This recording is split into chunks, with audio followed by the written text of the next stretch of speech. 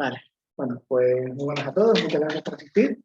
Mi nombre es Oscar Estupiñán y formo parte del grupo de investigación de sarcomas y terapias experimentales, dirigida por el doctor René Rodríguez. En esta presentación les voy a exponer los detalles de uno de los proyectos que hemos estado desarrollando a lo largo de los últimos años y que seguimos trabajando en ellos, que es la encapsulación de agentes activos, en particular la nitromicina, en sistemas de nanotransporte para la mejora de su ventana terapéutica.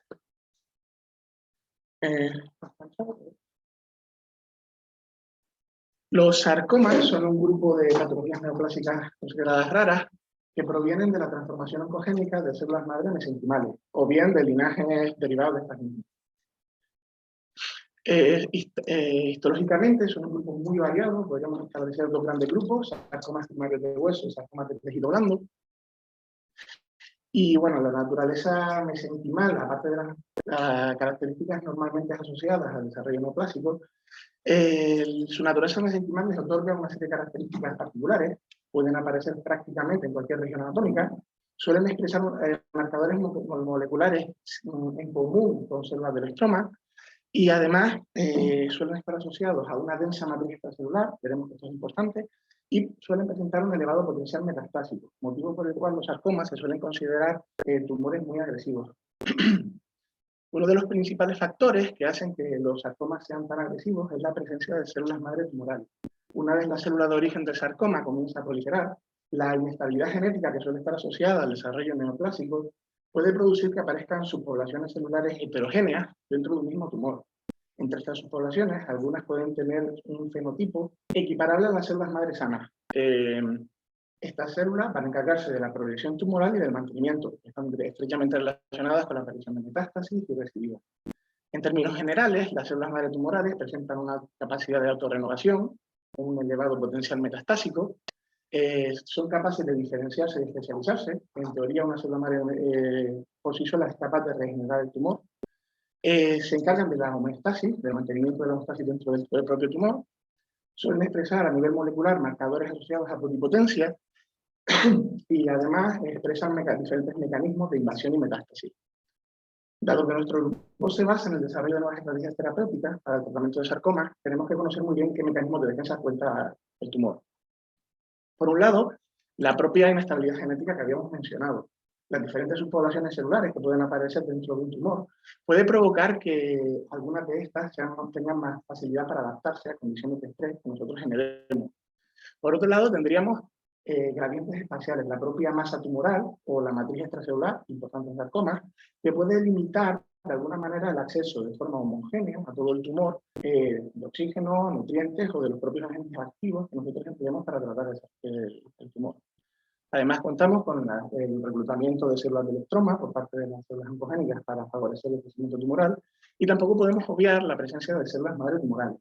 Como dijimos, estas células se encargan de mantener la homeostasis tumoral y sobreexpresan diferentes transportadores de membrana, que se encargan de las bombas ADC, que se encargan de expulsar fuera de la célula potenciales agentes tóxicos. Además, sobreexpresan diferentes mecanismos de protección y reparación del ADN. Presentan diferentes mecanismos para evadir y suprimir el sistema inmune, y también las vías de apoptosis apoptótica. También son capaces de entrar en estado de dormancia, un estado de quiescencia transitoria, en el cual las células pueden permanecer clínicamente indetectables, no tratables, durante periodos indefinidos de tiempo. Actualmente admitir. Vale. Ahora. Bueno, actualmente el tratamiento de los sarcomas se basa en la resección quirúrgica del tumor, que puede estar apoyada por radioterapia o quimioterapia. Los agentes quimioterapéuticos comúnmente utilizados son la doxorubicina, la ifosfamida, el metotrexato o el cisplatino. Si bien en tumores localizados, fácilmente accesibles quirúrgicamente, la esperanza de vida a 5 años está en torno al 70%, en tumores más complicados, en los que no se pueden acceder quirúrgicamente o que generan metástasis, la esperanza de vida baja al 20%. Esta cifra ha permanecido inmutable a lo largo de las últimas décadas, y es por eso que en nuestro grupo nos queremos centrar en la búsqueda de nuevas opciones terapéuticas, a ver si logramos mejorar esta tasa de supervivencia. En particular, en este trabajo nos vamos a centrar en la encapsulación del antitumoral nitramicina en sistemas de nanotransporte, con el fin de mejorar su ventana terapéutica y hacerlo viable para su aplicación en el tratamiento de sarcoma. Bien, la mitramicina es un antibiótico natural de la familia del ácido aureólico que ha demostrado tener un elevadísimo potencial antitumoral en diferentes tumores. En los años 70 fue aceptado para su uso clínico, por ejemplo, en el tratamiento de colon. Sin embargo, sus efectos tóxicos para el paciente acaban relegando este fármaco fuera del ámbito clínico. Su mecanismo... Ahora, no se puede admitir a toque, pero bueno.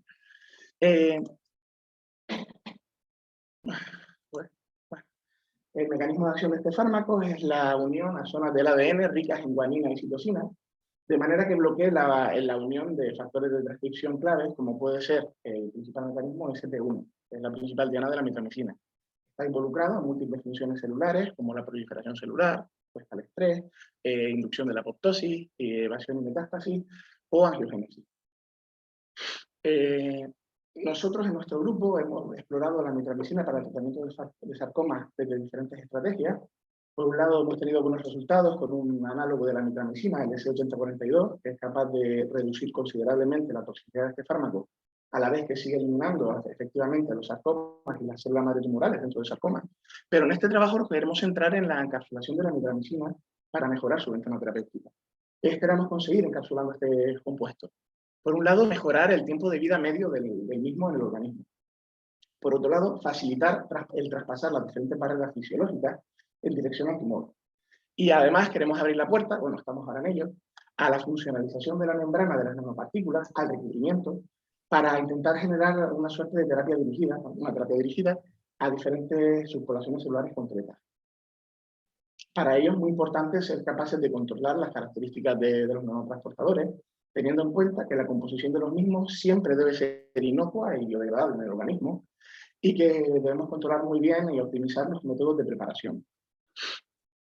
Las principales características a las que le vamos a prestar atención en el diseño de estos nanotransportadores, por un lado, sería el tamaño, está estrechamente relacionado con el tiempo de vida medio del nanotransportador en el organismo y con la biodistribución del mismo. A modo de ejemplo, partículas inferiores a los 7 nanómetros van a ser directamente filtradas a nivel renal, mientras que partículas que estén por encima de los 50 nanómetros van a empezar a sufrir un mayor secuestro hepático. Por otro lado, las partículas superiores a los 100 nanómetros van a ser más fácilmente reconocibles por el sistema inmune específico, mientras que, bueno, y también es importante mencionar el llamado efecto de retención y permeabilidad mejorado. En las regiones tumorales es muy común que haya una alta actividad angiogénica. Los nuevos vasos sanguíneos que se van a producir no siempre van a presentar estructuras normales, van a tener estructuras aberrantes en las que se forman una serie de huecos en los que se ha visto que partículas de entre 20 y 200 nanómetros van a tender a quedarse acumuladas. Digamos que nosotros queremos aprovechar esto para establecer una terapia dirigida un poco indirecta. Para ello vamos a buscar ponernos como objetivo, nos pusimos como objetivo obtener partículas alrededor de los 100 nanómetros.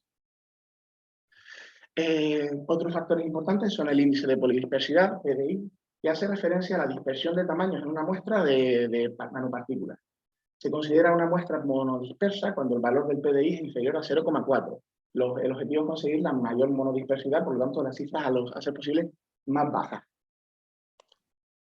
También es importante tener en cuenta el potencial Z, que viene a decir, es un factor que mide a grandes rasgos la carga superficial que van a tener las partículas en una suspensión y por lo tanto la tendencia a agregarse y a la estabilidad de la muestra. Y para acabar, la eficacia de encapsulación para un compuesto concreto, en este caso sería la mitramicina, que siempre debe ser compatible para obtener concentraciones que permitan los ensayos biológicos. En este trabajo nosotros diseñamos 6 tipos de nanotransportadores diferentes, 6 formulaciones que podemos englobar en 3 clases de nanotransportadores. Por un lado, generamos una serie de hidrogeles, un tipo de hidrogel, perdón, que son redes tridimensionales de polímeros hidrófilos que van a mantener embebida una matriz acuosa y que dan la facilidad de que puedes encapsular una alta concentración de agentes activos en ella y que además es bastante bioadherente y flexible. En particular en nuestro trabajo empleamos un agente gelificante derivado de la urea que utiliza un proceso dependiente de un gradiente de pH que tendríamos a nivel macrométrico los hidrogeles.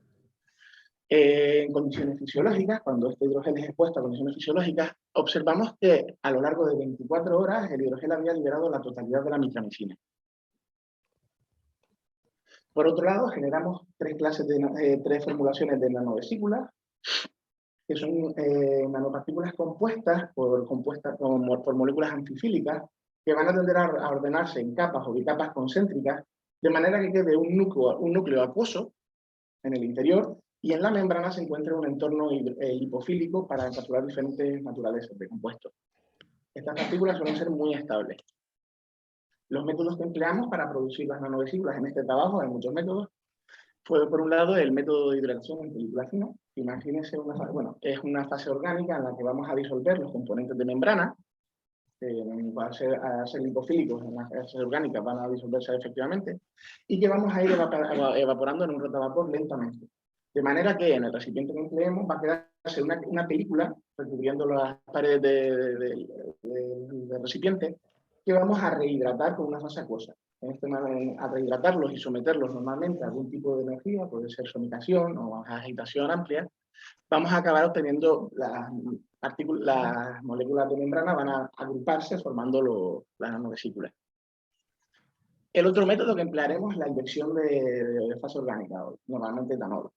En este método lo que vamos a hacer es, una vez más, en una fase orgánica vamos a disolver los componentes de membrana y luego va a ser inyectados lentamente sobre una fase acuosa. Este cambio de medio va a hacer que los elementos de la membrana tiendan a agruparse automáticamente de forma espontánea en las vesículas. Una vez hecho esto, evaporaremos la fase orgánica y obtendremos la emulsión final. Siempre en este último paso podemos sonicar o podemos utilizar un filtro para intentar reducir el tamaño de las partículas. En el caso del agente activo, de la nitramicina, pues en este caso nosotros lo añadimos en la fase orgánica, pero podría estar, dependiendo de la naturaleza del compuesto, podría estar en la fase acuosa y se encapsularía directamente a formarse espontáneamente las nanopartículas. Dentro de las formulaciones que diseñamos, escogimos dos formulaciones de transfersomas caracterizados por estar compuestos por lípidos de membrana y por surfactantes no ionéticos, en este caso, además de colesterol. El método empleado fue el método de hidratación en película fina y el rango de tamaños obtenidos fue en torno a los 130 nanómetros en ambas formulaciones. En cuanto a la polidispersidad, fue una polidispersidad relativamente alta, de unos 0,38, 0,37, y eficacia de encapsulación en torno al 50% para la nitramicina. Aquí tendremos una imagen de microscopía electrónica de la forma que tendría.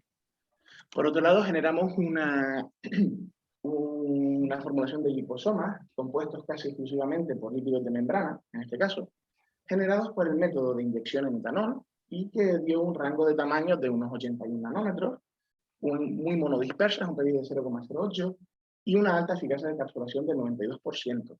Aquí tendríamos las imágenes de microscopía electrónica y en esta formulación evaluamos en condiciones fisiológicas una vez más la estabilidad.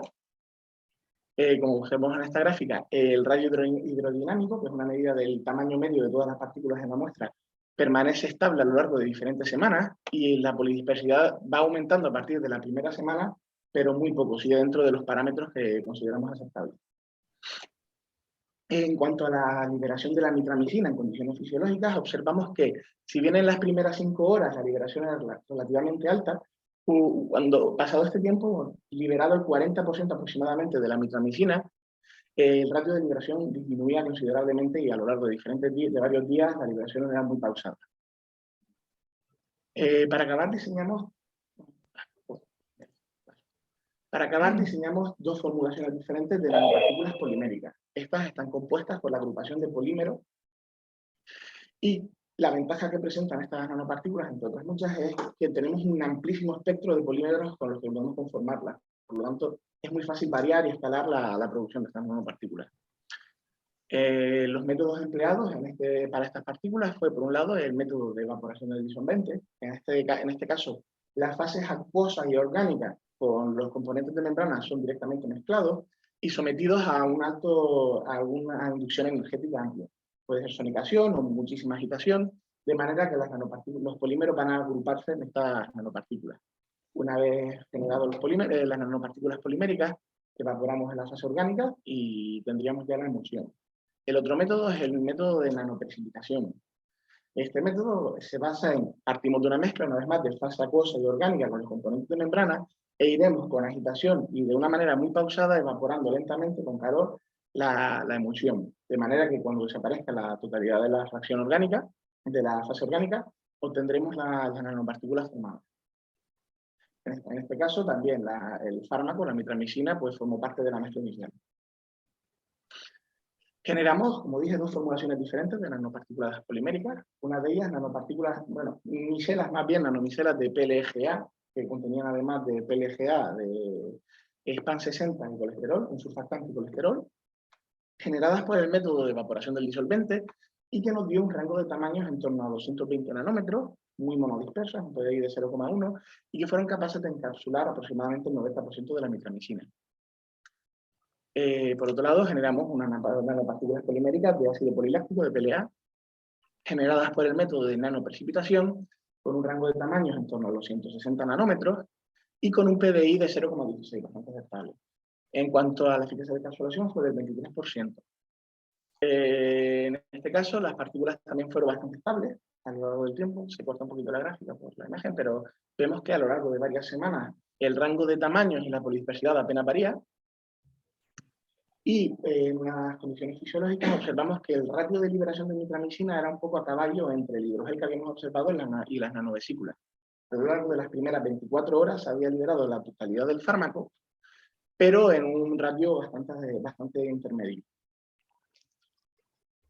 Así, a modo un poco de resumen de esta parte de diseño de nanotransportadores, hemos diseñado 6 formulaciones con tamaños que van a variar entre los 100 y los 200 nanómetros aproximadamente, que resultaron ser estables, inocuos para el organismo, monodispersos y capaces de encapsular eficientemente la mitramicina. A continuación, establecimos una serie de ensayos funcionales sobre líneas de sarcoma, con el fin, por un lado, de caracterizar los mecanismos de acción de la mitramicina en estas líneas, y por otro, comprobar si la encapsulación del compuesto afectaba de alguna manera su actividad contra estas células. En primer lugar, funcionalizamos, es decir, recubrimos una de las formulaciones, en particular las nanopartículas de PLGA, con un marcador fluorescente, 6,5, que es el que vemos aquí en rojo. La mitramicina per se ya genera fluorescencia en el rango verde, y evaluamos si de alguna manera había un tipo de interacción entre las nanopartículas cargadas y células de sarcoma pleomórfico no diferenciado. Y observamos que efectivamente las células de alguna manera integran tanto la mitramicina como las nanopartículas, un poco como prueba de concepto. Luego realizamos una serie de ensayos de viabilidad celular, en primer lugar comprobando si en líneas de liposarcoma mixoide. En primer lugar, quisimos ver si los nanotransportadores por sí solos eran tóxicos. En principio no deberían de serlo, y efectivamente observamos que utilizando concentraciones similares a las que utilizaríamos en tratamientos con mitramicina encapsulada, observamos que no había muerte celular al exponer las células. Por otro lado, en los ensayos de dosis respuestas con mitramicina encapsulada, observamos que la línea de liposarcoma mixoide tenía la misma respuesta, era igualmente sensible a la mitramicina libre, como a la encapsulada a los diferentes nanotransportadores que fuimos generando, con IC50 que varían en un rango de 20-30 nanomolar en tratamientos a 72 horas. Para validar este resultado, realizamos ensayos de formación de colonias para seguir evaluando la capacidad sobre la viabilidad celular con uno de los representantes de cada uno de los tipos de nanotransportadores con los que trabajamos. Y una vez más, observamos que la encapsulación de la mitramicina no parece afectar a su capacidad antiproliferativa. En este caso, el rango de IC50 para tratamientos de 24 horas fue en torno a 60-50 nanomolar. Estos mismos resultados los validamos en una línea alternativa, en este caso una línea primaria derivada de pacientes de condrosarcoma, y en los tratamientos dosis-respuesta a 72 horas observamos que una vez más la encapsulación de la mitramicina no afecta su actividad, en esta vez obteniendo IC50 en torno a 70 nanomolar, algo similar a lo que observamos en los tratamientos de formación de colonias, en los que el IC50 fue en torno a 70 una vez más, y tampoco pareció afectar a la encapsulación de la mitramicina. A continuación quisimos evaluar si la encapsulación del fármaco afectaba de alguna manera su capacidad antiinvasiva. Para ello realizamos ensayos de invasión. Estos ensayos se basan en el establecimiento de un cultivo de un esferoide tridimensional embebido en una matriz de colágeno, y se expone durante 24 horas a diferentes concentraciones del tratamiento. Tomaremos imágenes en diferentes lapsos y veremos cómo las células del esferoide van a intentar migrar hacia la matriz de colágeno. Observamos que, una vez más, la encapsulación la mitramicina inhibe eficientemente la capacidad invasiva de estos esferoides y que, además, la encapsulación del fármaco no parece afectar a esta capacidad invasiva. A continuación, también quisimos evaluar hasta qué punto la encapsulación de la mitramicina tenía algún efecto sobre su capacidad para eliminar subpoblaciones de células madre tumorales en diferentes experimentos. Por un lado, establecimos cultivos de tumorosferas enriquecidos en células madre tumorales. Estos cultivos se basan en el establecimiento de cultivos celulares en unas condiciones que van a favorecer el crecimiento prácticamente exclusivo de fenotipos multipotenciales, de células madre tumorales. Estas condiciones serían, por ejemplo, ausencia de una adherencia a un sustrato, ausencia de suero, de enriquecimiento con suero, y la presencia de determinados factores de crecimiento, como pueden ser EGF o FGF. Una vez establecidos estos cultivos, se dejan un tiempo y formarán unas esferoides, las esferoides enriquecidos en células madre tumorales, que nosotros expondremos al tratamiento. Observamos que, por un lado, las nanopartículas vacías no tenían un efecto sobre la formación de esferas, no parecen afectar a las subpoblaciones de células madre tumorales, y que la encapsulación del fármaco en las diferentes formulaciones tampoco parece afectar a su actividad contra estos fenotipos, contra sus subpoblaciones. En este caso, el rango de IC50 en tratamientos a 72 horas estuvo en torno a 40, 80 nanomolar, y bueno, pues, lo que observamos. A continuación, quisimos validar este resultado analizando la capacidad de eliminar también subpoblaciones que expresan marcadores asociados a multipotencia, utilizando una construcción de un sarcoma pleomórfico no diferenciado que había sido modificado genéticamente con un marcador SORE6. Este marcador expresa GFP asociado a la actividad transcripcional de dos factores de multipotencia, SOX2 y OT4, que posteriormente detectaremos por citometría. Establecimos tratamientos a diferentes tiempos y observamos que el porcentaje de células que emitían verde en el citómetro, es decir, que expresan algunos de los factores OT4 o SOX2, va disminuyendo con el tratamiento. Y de una manera bastante similar, independientemente de su encapsulación con diferentes nanotransportadores. Así, a modo de resumen, observamos que la encapsulación de la mitramicina, que la mitramicina en sí muestra un potente efecto antiproliferativo, antiinvasivo, y es capaz de eliminar, de erradicar a sus poblaciones de células madre tumorales, y que su encapsulación no va a afectar a esta capacidad. A continuación, quisimos intentar caracterizar los mecanismos moleculares involucrados en el mecanismo de acción del fármaco y comprobar si de alguna manera estos se veían alterados por la encapsulación del compuesto. Para ello, realizamos un ensayo RNA-seq con una línea de liposarcoma mixoide tratada durante 24 horas con el IC50 de la mitramicina libre o encapsulada en nanopartículas poliméricas de PLA. Observamos que la mitramicina en sí tiene un potente patrón de inhibición génica, de represión génica, inhibiendo dianas importantes como pueden ser Raptor, como pueden ser ABCC1, y que la encapsulación de la mitramicina en principio no parece afectar o alterar este patrón de inhibición génica. Si establecemos una comparativa entre el patrón de inhibición de la mitramicina libre y la mitramicina encapsulada, apenas encontramos 10 genes diferencialmente expresados entre una y otra, y encontramos un patrón de coincidencia en torno al 86%. En cuanto a la ontología, observamos que la mitramicina es capaz de inhibir eficientemente múltiples dianas asociadas con el desarrollo neoplásico, como podría ser la relacionada con VEGF1, con VEGF, Wnt, MAP quinasas, mTOR, y este patrón es bastante similar independientemente de que la mitramicina esté libre o encapsulada en las nanopartículas que probamos. En este caso, el patrón de solapamiento, de coincidencias entre ambos patrones de inhibición de rutas de señalización fue del 93%. Dado que SP1, como dijimos, es una de las principales dianas de acción de la mitramicina, también quisimos evaluar el patrón de inhibición en dianas moduladas por este factor de transcripción.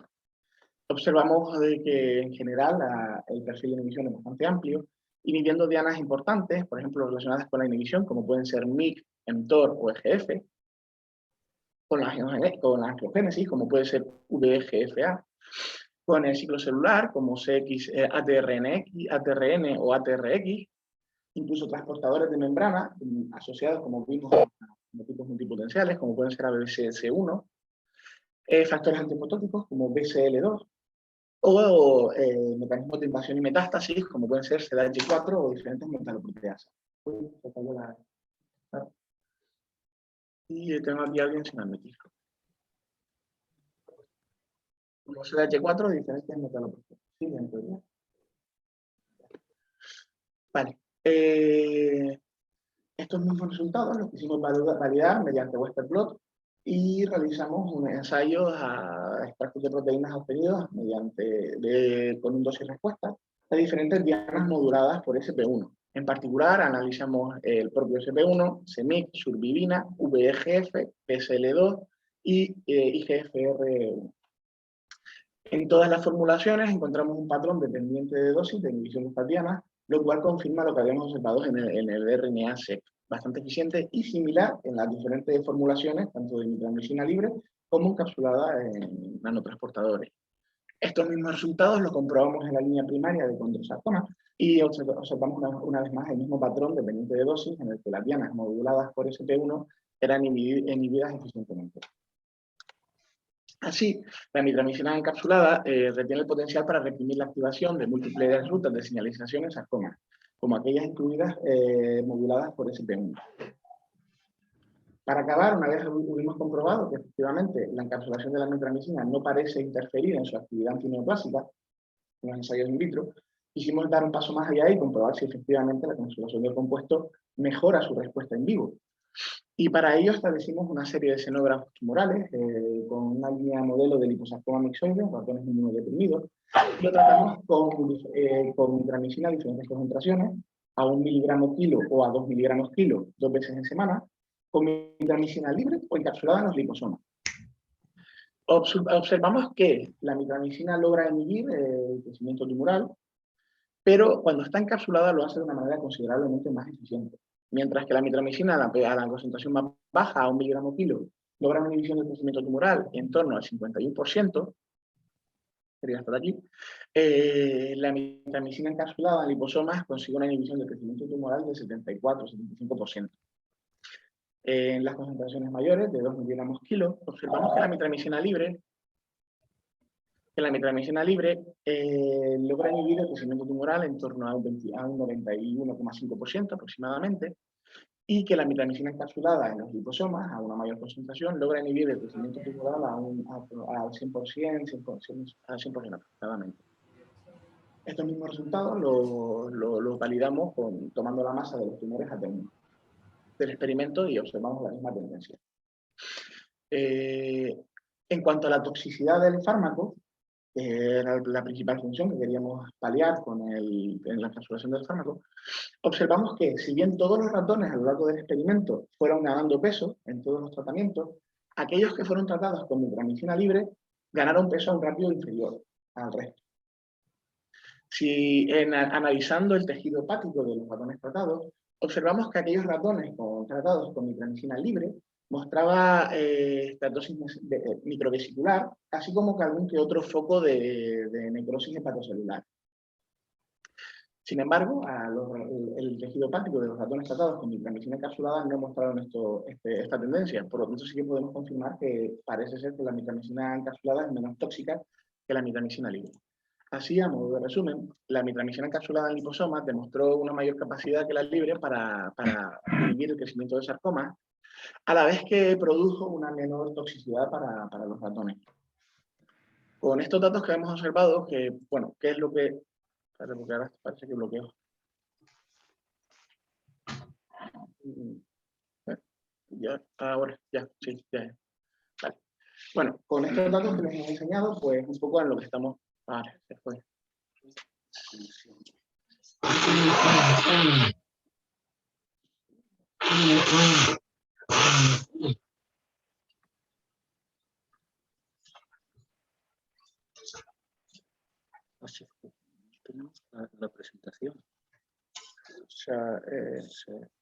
¿Tienes conectado el pendrive? No, está en el la pongo aquí, la abro. Sí.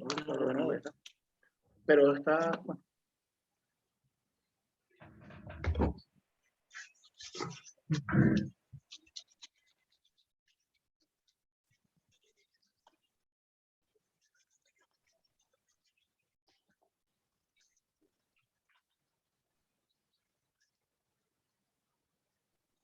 Vale.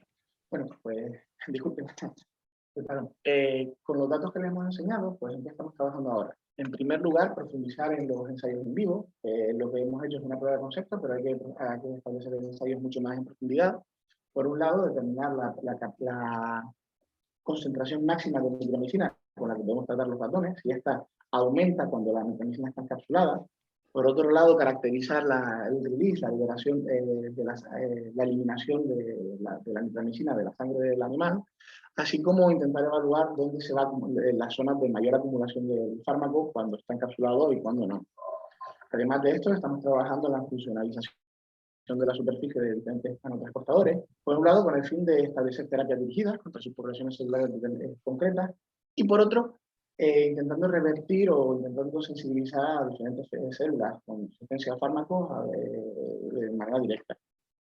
También estamos trabajando en la encapsulación de otros fármacos comúnmente usados para el tratamiento de sarcoma, y estamos generando nanotransportadores empleando diferentes métodos más novedosos, como es el caso de la microfluídica, que nos va a permitir reducir el gasto de fármaco y aumentar las tasas de eficacia de encapsulación, así como los tamaños, la homogeneidad y demás. Bueno, y esto es un poco todo lo que hemos hecho en este proyecto. Mencionar los agradecimientos a todo el grupo de investigación de sarcoma y a los colaboradores que han estado trabajando con nosotros en el diseño de las nanopartículas. Por un lado, al grupo de Carmen Blanco y María Matos de la Universidad de Oviedo, del área de Ingeniería Clínica y Analítica de la Universidad de Oviedo, y al grupo de Carlos Alonso de la Universidad de Castilla-La Mancha, que también ha estado colaborando con nosotros en el diseño de algunos de estos nanotransportadores. Con todos, si tienen alguna duda, será un placer resolver. Muchas gracias.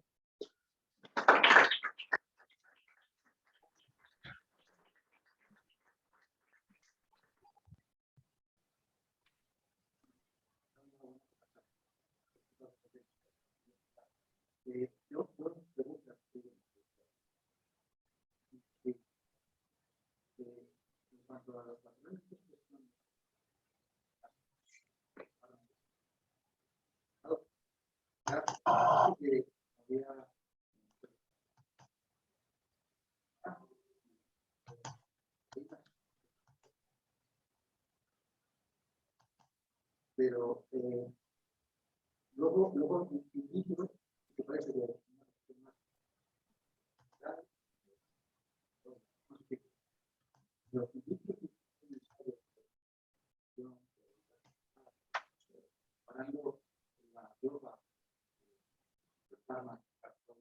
sí, puede que te lo perdieras porque fue al principio de la exposición, pero sí. Sí, y observamos que efectivamente la encapsulación del fármaco no tiene un efecto en principio sobre la viabilidad celular. A ver, un segundito. Aquí, pues por ejemplo, esta es la línea del liposarcoma mixoide, observamos que las diferentes formulaciones presentan una curva de inhibición de la viabilidad similar. Y bueno,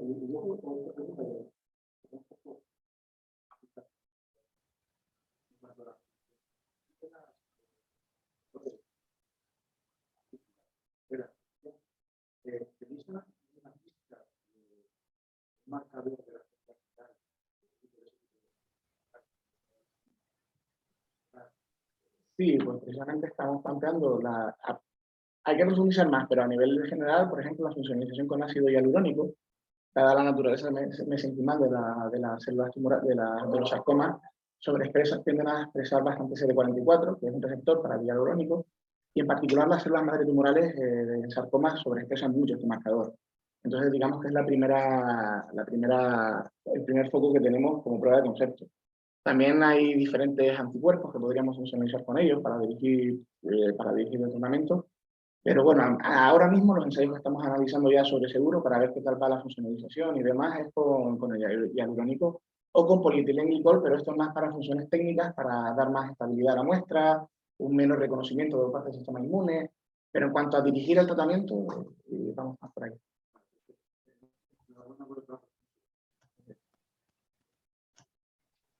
Enhorabuena por la presentación, la verdad es muy interesante el tema. Tengo una pregunta relacionada con la parte final del suministro in vivo. Sí. Que no me enteré bien. ¿Vosotros lo utilizáis intravenoso o hacéis intraperitoneal o localizáis el tumor y pincháis dentro del tumor? Como probamos liposomas, el tratamiento es intravenoso. Vale. Sí, claro, probamos una sola de las formulaciones. Si plantásemos otro tipo de formulaciones, a lo mejor la vía de administración puede variar. En el caso de los hidrogeles, que a lo mejor son más interesantes, como la liberación esta rápida que tiene y la adherencia a tratamientos más localizados, tópicos o por esa vía. Pero en los liposomas que probamos es más interesante, lo probamos bien intravenoso. Luego, en esta aplicación que es súper interesante, o sea, con la droga libre, que hay menos cuando tenéis las partículas, ¿habéis visto alguna relación entre el tamaño de la nanopartícula y el efecto de tumor que tenéis? Porque, como comentaste antes de la angiogénesis, algunas de ellas podrían interferir con los vasos, que podrían quedar por ahí bloqueadas. ¿Podéis tener un efecto aquí algo parecido de que estéis viviendo parte del suministro de radiocarbón a los tumores, precisamente aparte de la metalina, por el tamaño de la partícula? Sí, la verdad que el in vivo, por eso decía que tenemos que profundizar más en ello, porque tampoco tenemos probado muchas formulaciones ni nada por el estilo, pero posiblemente sí encontremos una relación. Ya no solo por el efecto EPR, que es de retención y permeabilidad que había mencionado, sino que el tamaño de la partícula también va a repercutir en la capacidad de liberación del fármaco, en otros muchos factores, en el reconocimiento. Entonces sería interesante hacerlo y posiblemente se haga, pero actualmente solo probamos la formulación que habíamos elegido para el artículo y no trabajamos más en ello. Muy interesante, la verdad. Así. Porque de las 6 formulaciones, ¿elegisteis esta en el centro de innovación? Por cuestiones técnicas, la concentración, por cuestiones meramente técnicas, la concentración de micramicina que alcanzábamos con los liposomas era bastante alta, facilitaba bastante la realización de los ensayos en vivo, que teníamos que hacerlo con cierta premura. Y además porque están muy caracterizados, los liposomas están súper estudiados, súper publicados y puestos a escoger uno, tampoco había tiempo ni recursos en ese momento para hacer más formulaciones en ratones. Decidimos que era la opción más viable con los recursos técnicos que teníamos en ese momento. Porque cuando decías al principio que todos los tipos de liposomas, que todos ellos eran inocuos, porque todos ellos nunca han hecho ya ensayos de toxicidad. Sí, todos están publicados. La nanopartícula vacía, sí, a ver, nosotros hicimos los ensayos in vitro, pero sí que está publicado que todos son, incluso algunos están ya aceptados por la FDA para algunos tratamientos. No, ya son todos inocuos y está todo publicado. Claro, de la vía de administración, que era lo que queda también, el efecto también debe ser bastante. Sí, claro.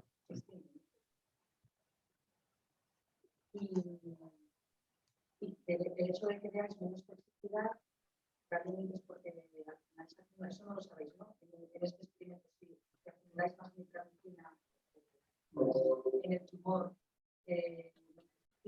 Claro, eso es lo que veríamos cuando hagamos los ensayos, por ejemplo, de Riley. Viendo las concentraciones de micramicina, por ejemplo, en la sangre, pues podemos ver si el efecto es más que a lo mejor está reteniéndose más la micramicina y liberándose de una manera más pausada, pues que realmente hay una mayor retención en la zona tumoral.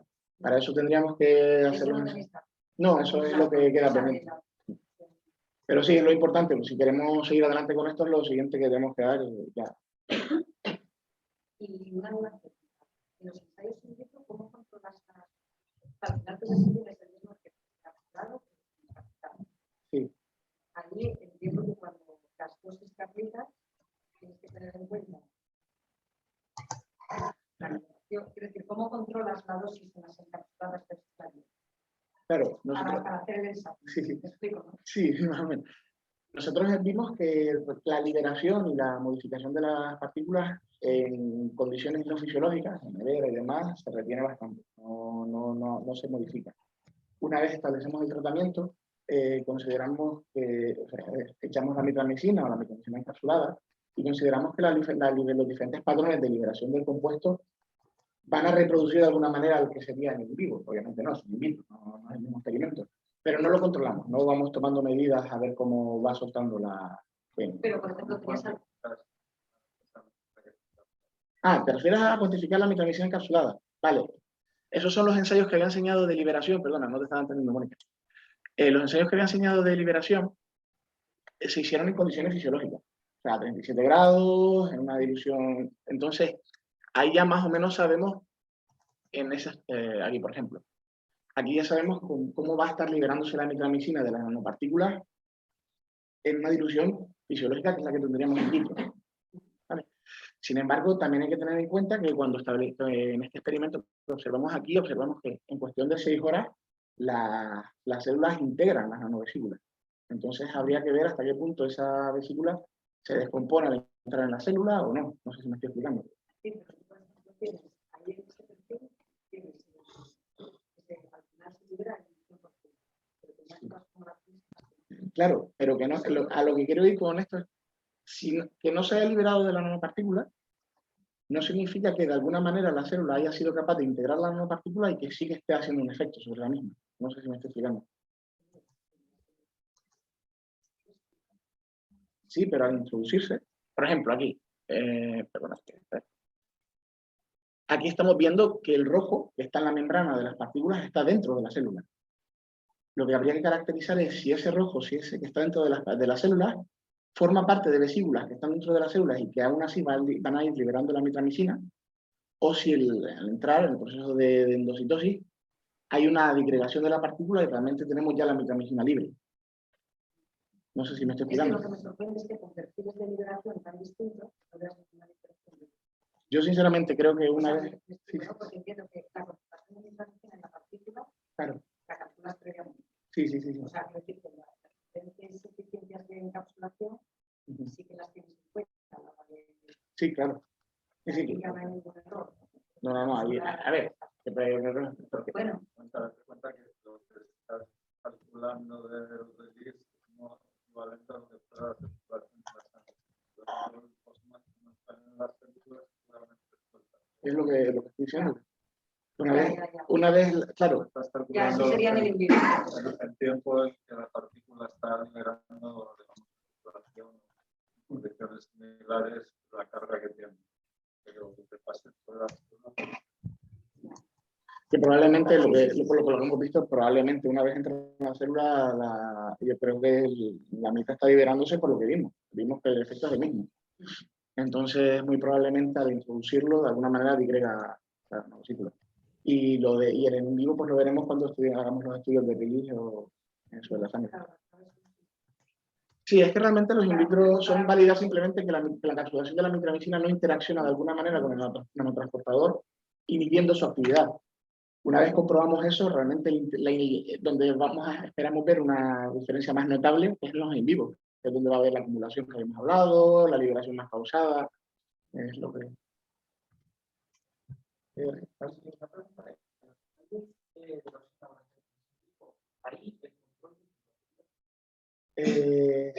Sí, tratamos partículas vacías.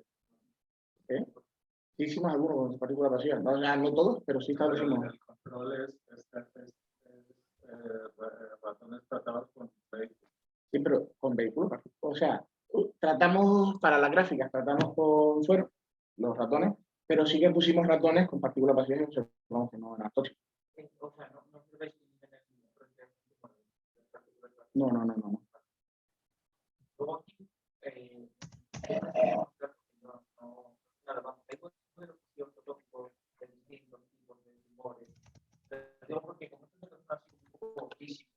Sí. Hombre, eso estaría muy bien hacerlo y tal. No lo hicimos aquí, estos son simplemente subcutáneos, pero obviamente sí, y más con sarcomas, que la localización es súper importante, sí que sería un paso a dar, establecer modelos.